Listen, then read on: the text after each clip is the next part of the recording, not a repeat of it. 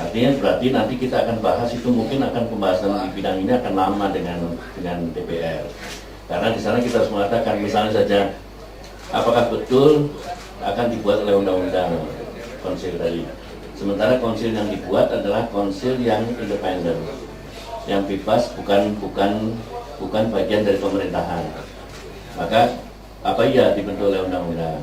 Mungkin kita harus mengatakan kalau itu diperintahkan saja oleh undang-undang untuk dibentuk di dalam PP gitu. Itu bisa diatur seperti itu. Nah, ini yang harus kita bahas. Yang betul yang mana gitu. Kita harus ngomong lagi sama kawan-kawan dari Menpan, dari Kumham dan seterusnya gitu. Kemudian pengaturan tentang SIP, SIK saya kira nggak ada masalah. SIP istilah izin praktek, izin kerja saya kira dari dulu nggak ada masalah. Kita sudah mengatur lama.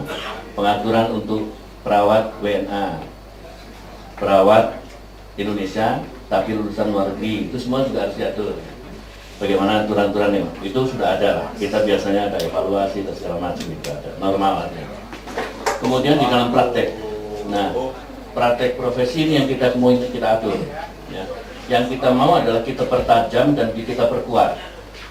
Misalnya saja, peran perawat itu tidak hanya memberi asuhan keperawatan, dia juga menjadi pendidik, menjadi pengelola perawatan dan peneliti. Ini masing-masing harus kita uraikan perannya apa aja gitu. Begitu masih tambahan lagi peran lain, menerima pelimpahan wewenang dari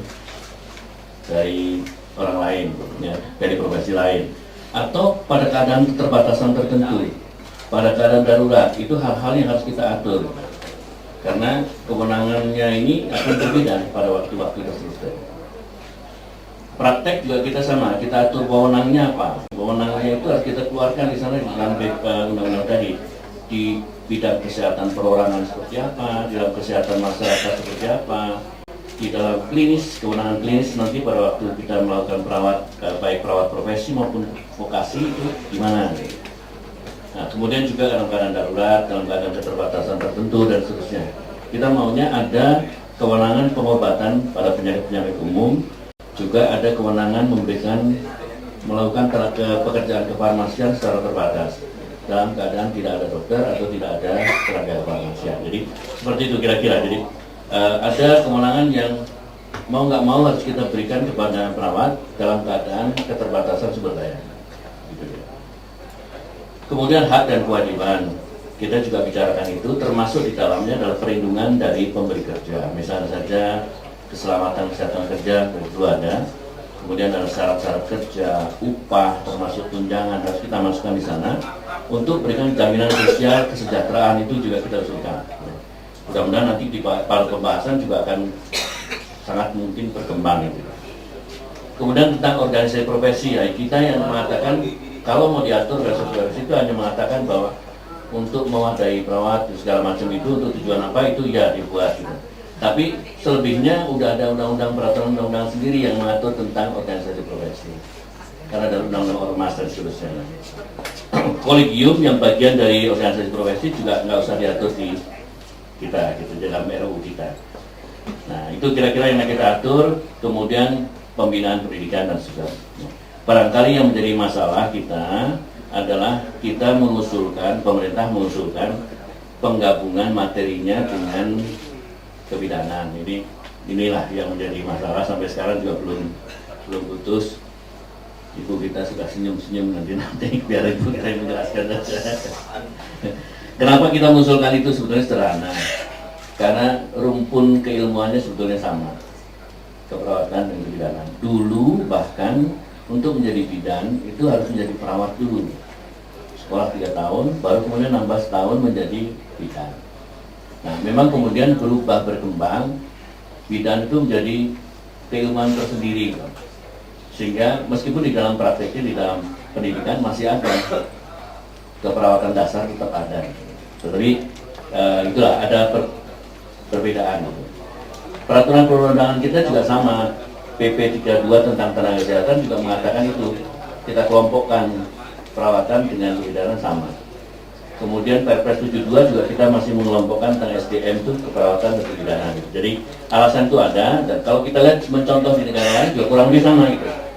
Pendidikan bidan itu sampai sekarang masih ada yang mulainya dari nurse. Jadi misalnya program nursing midwifery yang ada di Amerika, India, Kanada, Irlandia, dan mungkin beberapa yang lain gitu. Dan kita sempat lihat itu ya. Kemudian, tetapi kita juga paham ada pendidikan yang langsung bidan gitu. Langsung jadi bidan, nggak harus ke perawat seperti tadi. Itu juga ada, misalnya New Zealand, Belanda, dan lain-lainnya. Itu ada. Begitu juga undang-undangnya. Undang-undang itu di Irlandia, Singapura, Zambia, Jamaika, India, New Zealand, Tanzania, dan seterusnya, termasuk Thailand. Itu undang-undangnya satu, Nursing and Midwifery Act. Jadi undangnya bergabung antara perawat dan bidan. Begitu juga konsilnya. Konsilnya itu di UK, Australia, Ghana, Nigeria, New Zealand, segala macam itu juga tulisannya Nursing and Midwifery Council. Jadi begitu kira-kira. Secara keilmuan, ya masalahnya barangkali adalah bagaimana kita keputusan politik kita. Apakah akan kita gabung apa enggak? Nah, yang menarik adalah konsil. Konsil itu di berbagai negara umumnya merupakan lembaga yang mandiri. Dia itu civil society, bagian dari civil society. Sehingga tidak ada campur tangan pemerintah. Nah, tetapi kita kecualikan di dua negara ini, Malaysia, Singapura, mereka masih namanya konsil itu di dalam sana ada registrar yang sebetulnya adalah dirjen Yanleknya. Jadi menarik di sana. Nah, mengapa demikian? Barangkali mirip-mirip dengan kita karena kita menganggap melakukan sertifikasi, registrasi itu adalah bagian dari kewenangannya pemerintah. Itu menurut Menpan. Oleh karena itu kalau kita mau serahkan ke sana, kita harus mikir lagi itu bagaimana caranya. Nah, barangkali kita bisa wacanakan model seperti di Singapura dan Malaysia itu bisa kita contek gitu, bahwa meskipun itu mandiri nanti konsilnya, maka bisa dipakai registrarnya orang pemerintah.